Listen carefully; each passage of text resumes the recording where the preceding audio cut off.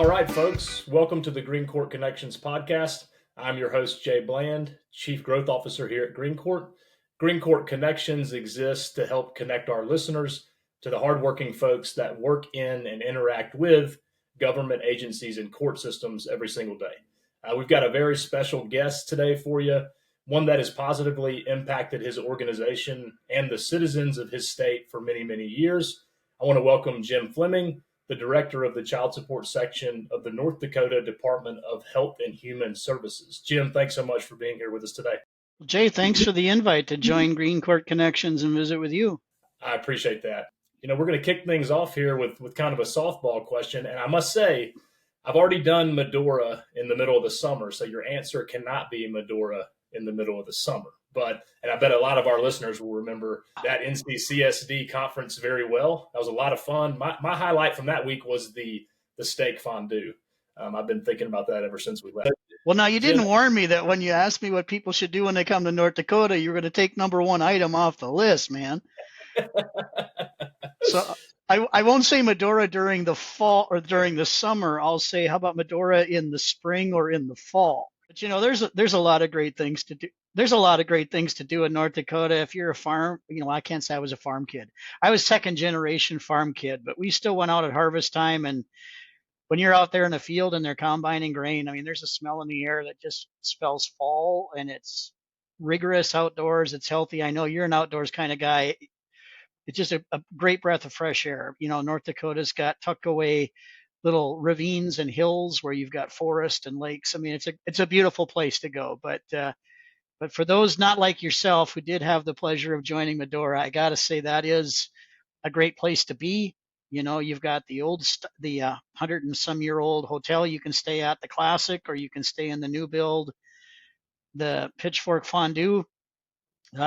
They're gleaming stainless steel clean when they start. They show that to everybody, so they're not worried about a pitchfork getting anywhere near their food. But it's a delicious meal, and you probably remember that it's set on the top of a hill where you're overlooking the Badlands and you can see for miles, and the view is even better than the food. It was. I remember the night we were there, a storm was rolling in. It didn't ruin the night, but we were able to see the clouds roll in and hear the thunder and see the lightning from atop that hill, and it was a cool evening. I really enjoyed that trip. Jim, you mentioned about, you know, the smells of the grain fields that you remember as a kid, which kind of leads us into the next question I have for you. What was your dream job as a kid? When I was a kid, I wanted to be the president of the United States. I thought I could solve it all, do it all, fix the world.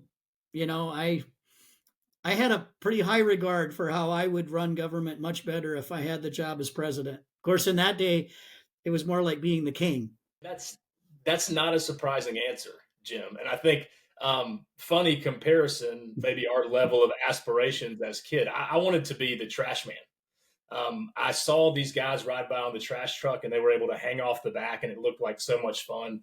So until I was about 13 or 14, that's what I wanted to be. So I guess we're proof that you can have different dreams and still end up in a pretty decent place, right? Jim, I know you've been a mentor to a lot of people. I've seen it across all these organizations with child support across the country, but who has been the most impactful mentor to you in your professional life? Well, that's kind of you to say, Jay. When I look at my career, I think I've been influenced by just about every supervisor I've had. I've had a lot of good supervisors over the years. Be honest, there's a few things that they've done over the years that I say, okay, maybe if I got in that position, I wouldn't do it the way that they did. But many more times than not, it was just learning from every supervisor I had. But when I go back to the very beginning of it, I think I got to say that my biggest career mentor was my dad. At NC, I told the story where when I was a kid, first able to drive, and in North Dakota, you can do that at 14. I had to sit on the Sears catalog to be able to see over the steering wheel. But I would drive to court with my dad, and then I'd sit in the back of the courtroom while he would do his thing. And I know how passionately he cared for his clients. I know that he felt that for the rate that he charged, he owed people a really good job. He needed to work hard. And so I just think the effort of being a lifelong student, to keep learning, to keep working hard, to not waste time, those are all traits I could just go back and say, well, that was my dad all over the place. That's a fantastic story. You know, Jim, you said you wanted to be you said you wanted to be the president of the United States when you were a kid. Um, but tell us about how you got started in the child support program. When I got out of law school, I knew I wanted to move back to North Dakota, and I got a clerkship with the state Supreme Court, which was great because as a clerk, you work arm in arm with a Supreme Court justice, and they're a heck of a good mentor and role model. But it's only a 1 year deal.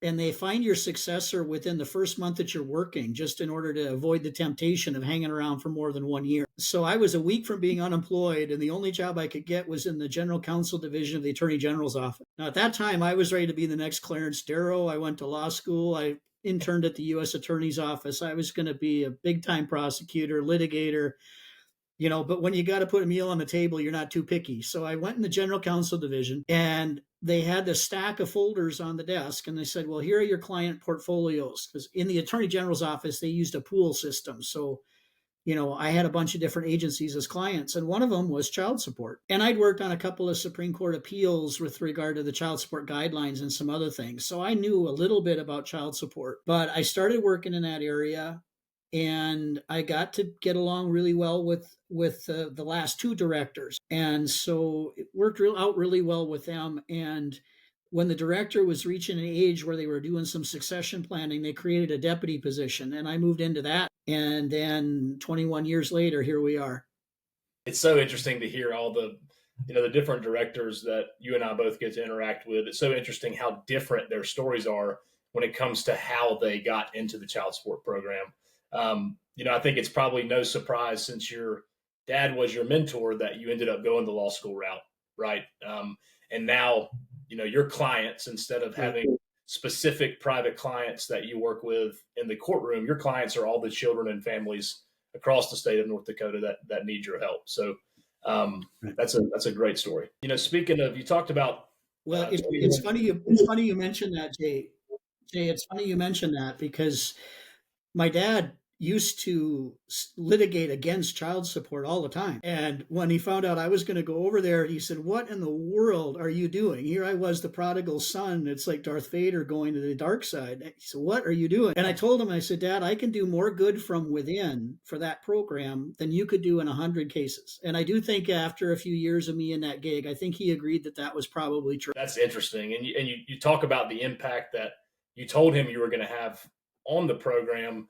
What changes would you like to see in the program over the next 10 years? What's on your wish list, Jim? Jay, I would like us to just start talking about parents who are malingering. We talk a lot these days about parents who would like to do the right thing, but are faced with barriers to that. And I think we're at risk of kind of ignoring the significant portion of parents who don't want to pay, who are deliberately not working. Now, you and I, being parents ourselves, we know that we got to work hard because we have a duty to support our kids, and we want them to grow up safe and thrive as young adults. Well, when you're a non-custodial parent, I think many of them, or maybe it's a child they never wanted in the first place, maybe a child they're not terribly close to, they just don't feel compelled to work in order to support their child. And it's not that they can't, it's just that they won't. And so I'm not suggesting that we should stop paying attention to the barriers for those that would choose to pay. I would like to see us get a little more honest with ourselves that there's still a significant portion of our parent population that don't want to work to pay child support, and to look at employment services and to look at mandatory ways of engaging the parent in those services so we can do something about it. And I think we really got to circle back and say, is new hire reporting and income withholding really all that it's supposed to be? Part of me feels like there's probably a pretty sizable percentage of newly hired employees that never get reported, and a fair number of income withholding orders that are disregarded until child support starts to hound the employer about it. So I would like us to continue many of the things that we're studying about removing barriers for parents and supporting them, but I do think part of that has to include the spectrum of parents that are just choosing not to work, even though they're able-bodied and they could do so. There's a lot of talk about engagement, and we've seen a lot of changes, including name changes of organizations to go more towards the engagement side. And what I'm hearing from you, Jim, is you're not saying that's the wrong move, but you're saying, hey, let's not forget about the enforcement side. Right. I strongly supported NCEA changing to engagement. Our program in North Dakota we were able to just do an internal name change. It's getting to be 12 years ago because we recognize that we're about a lot more than enforcement, but it still is a really big part of what we do. Thanks, Jim. You know, not every career is lined with just successes. I mean, you and I both could probably run through a list of things we would like to do differently, but what has been the biggest failure of your career and what did you learn from it? Jay, I learned a little faith when I ran into my career failure. I think it's Garth Brooks who's got a song, Thank God for Unanswered Prayers, right? That's right. Failure was that I applied for a promotion in the Attorney General's office and I didn't get it. And I was really bummed out about that. And it really forced me to start looking for other opportunities because it didn't seem like I had a lot of room for career advancement. What that ultimately did is lead me to stepping away from being the outside counsel in child support and becoming the deputy. And now I can look back on it and say, I'm really glad I didn't get that promotion because I wouldn't trade what I'm doing now for anything anybody does, including the President of the United States. This is the right gig for me, and I'm really glad to be in it. But I think it's just about having a little bit of faith, not taking a setback like that, meaning that I have absolutely zero worth and getting in a funk over that and just rolling with it. Yeah, Jim, well said. And kind of pivoting to the other side of that coin, you've brought NCCSD to North Dakota. You've been the NCA president most recently over the past year. You've had plenty of successes, but what would you consider the biggest success of your career? And what did you learn from that success? Jay, the biggest success that I think I've had in my career was becoming the state director. After being the deputy for more than 8 years, when it became open, I was really nervous if it wasn't going to be me, who might it have been, and would I have been able to work with them? And when you're able to get into a leadership position like that, you can finally enjoy the leader that you want to be or the person that you want to be. When I was a deputy, I would carry out a lot of high-level missions, but I was being assigned those missions from the director. It wasn't necessarily what I would do or how I would approach it, but once you're in that position of responsibility, you do have the chance to really show what you are. It was a humbling process to be nervous about getting it. And I do think that over the years, the cocky young attorney who wanted to be the litigator and live in a multi-million-dollar mansion. I mean, I like to think that maybe I've learned a little bit more humility. Yeah, I still have moments of pride, but overall that I've just become a better human being. I'm more willing to listen and learn from others. And these days I just find myself saying, how can I be the boss that I would want to have for other people? And I hope that my team would tell you that they've really enjoyed working in the program while I've been the director. That's what I hope. All right, Jim. So a lot of our listeners here are going to be policy nerds, and I think you and I fall into that category. We've been on quite a few committees where we talk a lot about policy, and whether you like it or not, policy really affects the child support program as a whole. So on that note, what have been the unintentional consequences in North Dakota of federal modification and enforcement policy? Jay, I think we've been able to avoid most of them. Prior to the modernization rule in 2016, I think we were still a little uncertain whether, as an independent third party, we could seek a change to an obligation when neither parent had asked for it. But we generally take the idea that we are an independent third party. We've got all the rights of a separate party, and if we think a motion's appropriate, we're going to go for it. So I do think that helped get clarified after the modernization rule that that's something that states could do. We solved. I'm a fan of the reality of the modernization rule when it comes to incarcerated parents. If it was an intact family and one of the parents went to jail, that family would have to struggle on one income and not expect any support from the other one. So it felt like a smart thing to do program wise. It's been touch and go a little bit because, we still, when we have an unwilling parent, still need to impute income based on their historic earnings. And the rule made it seem like that was, if not outright prohibited, at least a lot harder to do and something that should happen a lot more rarely. So I talked earlier about malingerers and working with them, as I really think we got to be careful not to reward people from dodging us success, that we need to have a method of imputing income just to hold people accountable if they stonewall us on giving us income data. I think, if nothing else, the federal rulemaking has kind of emphasized the fact that we got to be careful not to have outlandish, large obligations that exceed any reasonable ability to pay for the parent, or we're just going to get tired enforcing the uncollectible.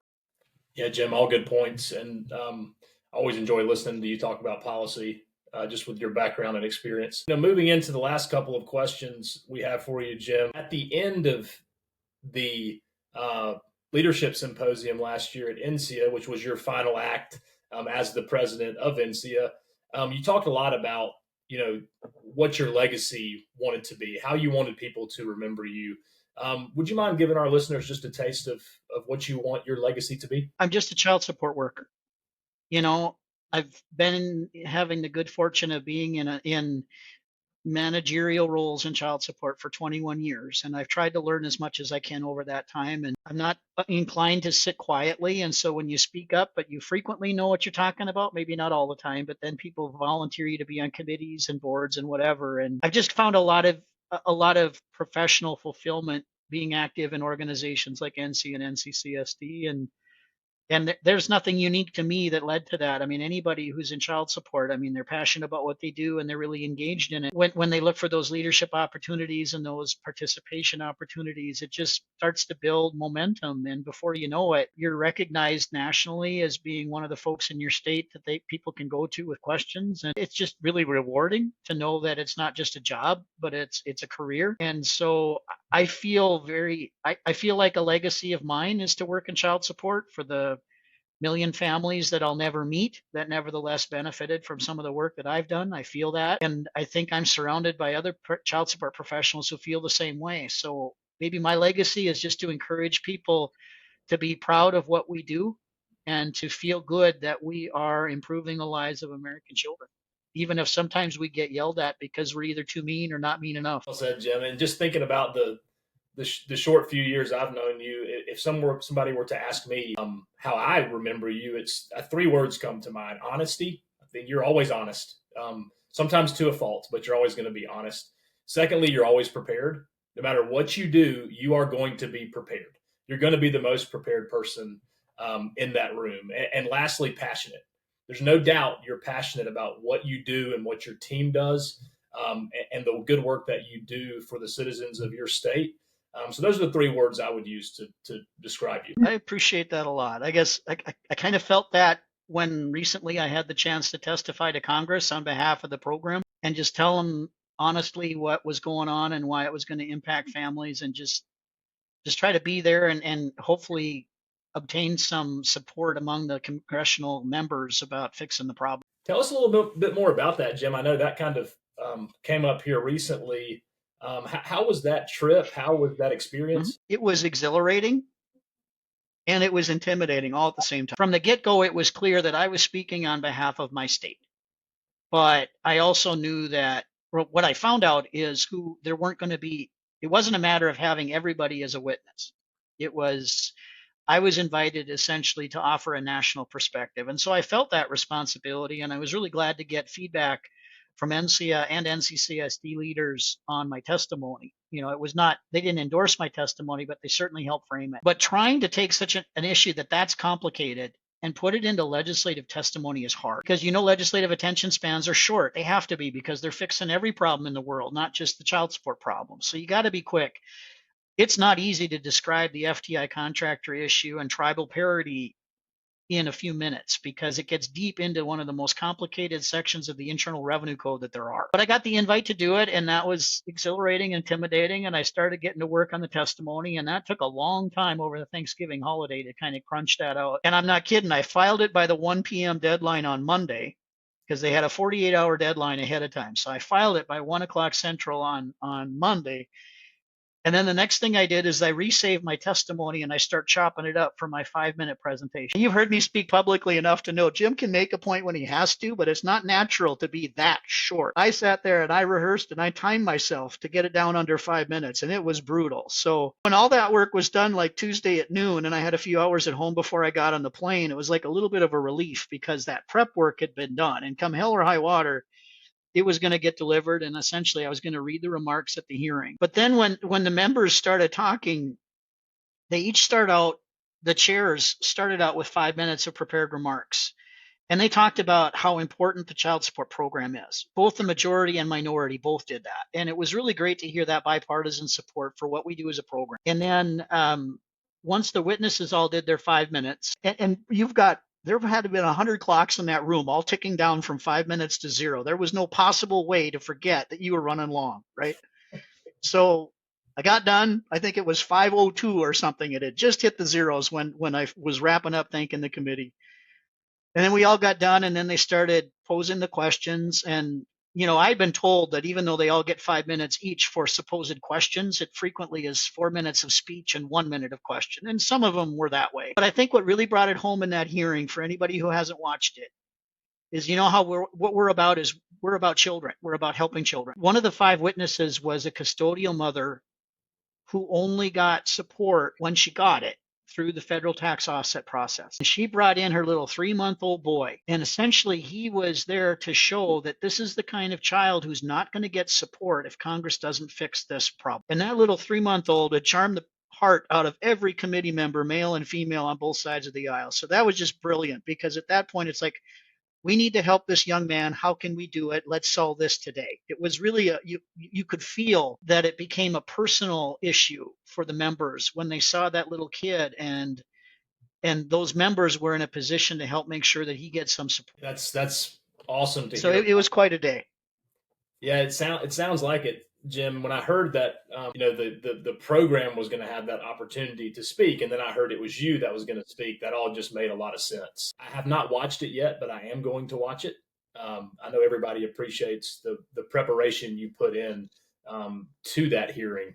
We all do. To the extent I had stage fright, Jay, I was getting notes from all kinds of colleagues around the country ahead of the hearing, just saying, we know you're going to do great. You know this stuff. You got it down. We're really glad you're up there speaking for us. So that was nice and reassuring and very much appreciated. And then, of course, when you get out of the committee room and you take your deep breath and you look at the sky and you thank the maker for not having you fall on your face or anything silly like that, then you turn your phone back on and all the messages of congratulations. It was really meaningful, and took me back to my dad and my uncle, and think, if they were still with us, they likely would have flown to DC with me just to sit there and watch a member of the family testify to Congress. And I felt them with me, even if I flew out there by myself. Well said, Jim, and thanks for sharing that story with us. Final topic, we have a connection now. Your wife is a huge golf fan and golfer. I was born in Augusta, Georgia, 34 years ago now. Mm-hmm. And you got to fulfill a dream of hers this past year in going to the Masters. Tell us what it's like stepping on that property for the first time. Well, Jay, you know what that property is like, and getting there the first time, it was like the most beautiful park that you have ever seen. And then they went and they dumped a golf course in the middle of it. And the golf course is the most beautiful golf course you've ever seen. But, when I'm walking around there, it was like being in the most beautiful garden or park. It wasn't even the golf course, and then you get down and there's a spot on the Masters, as you know, where you walk down the middle of the meadow, and where you're standing, you can see the tee boxes for like 7 out of the hole. It's just this hub of the wheel, and there's spokes of courses that run all off the hub. And you're just standing there, and you feel like you're the center of the universe right there. And you pinch yourself and say, I can't believe I'm at the Masters Golf. But as every one of your listeners knows who's a married man, they know that a happy wife is a happy life. My biggest takeaway from taking my wife to the Masters is that I crossed her top item off the list, of the bucket list. Now, whatever I want to do, I just need to remind her that her top item is already crossed off, and now it's my turn. Oh, well said. Well, while there will be a trip to Oktoberfest. Yes, I remember you saying that's your bucket list item. No, while you were there, we all got to know, pimento cheese or egg salad? Egg salad. Perfect. I'm a pimento cheese guy. Where else can you get it took me back to high school cafeteria. Egg salad on Wonder Bread, but it's $1.50. You can't complain. Well, I'm so glad y'all got to experience that. It is a beautiful, beautiful place and a pretty special event. So I was really happy that y'all got to do that. Sticking with the golf topic for one last question, will Tiger Woods ever win a major championship again? Yes, I think he will. I think he will. I've always been a Tiger fan. I'm not going to condone every choice that he has made in his life, but I just, when you see those greatest of all times during the span of our lifetime, I watched Michael Jordan play basketball, and I still remember that. So I'm going to cheer for him. If Michael played today, I would still cheer for him as the greatest of all time. And for Tiger, whether you like him or not as a person, he is he's right there with Nicholas as the greatest of all time. And so the more success he can have during my lifetime, I'd love to see it. So I'm going to pull for him. I'm in the same boat, Jim. Tiger is my favorite athlete of all time. Same boat as you in that I don't agree with everything he's done, but there's no denying his greatness and the way that he prepares and the way that he intimidates and the way that he focuses. It's just been amazing to watch. I've been a Tiger Woods fan since I could watch TV, and I will be until the day that I die. So like you, I think he's going to win again. Well, and Jay, it'll be interesting for you and I over the next 10 years or so to watch and see what Tiger's son and Bronny James do as the next generation and see if they even beat the records of their dads. It will be interesting. I read an interesting article that talked about, it's no secret that Tiger Woods' dad was very hard on him. He was very, very hard on him. It was all business. It was all golf. And the article talked about, was Tiger Woods fantastic at golf because of his dad and the way that his dad treated him, or in spite of the fact that his dad was so hard on him? I think it's a highly interesting topic to talk about, in spite of versus because of. But, Tiger's no doubt has a different relationship with his son than his dad did with him. And I bet that it still breeds excellence. So my money's on Charlie Woods to do some pretty awesome stuff. To me, Jay, I think it is a mixed bag. Tiger's dad was very likely hard on him, but by setting the bar high and challenging Tiger to be his best, we've now gotten to see Tiger Woods play amazing golf. And so I think even for a role model that's hard on you, I still think that there is something there that you can learn and take away from in terms of setting goals and working hard and not settling for second best. Well said, Jim. Well, I didn't think we would end up talking about Tiger Woods, but I surely enjoyed that part of the conversation. On behalf of all of our listeners and on behalf of the entire GreenCourt team and the GreenCourt Connections team, I want to thank you for spending some time with us today. You were a fantastic guest, and I'm sure our audience is going to love this segment. Thanks, Jay. It was a pleasure to hang out with you for a little bit here.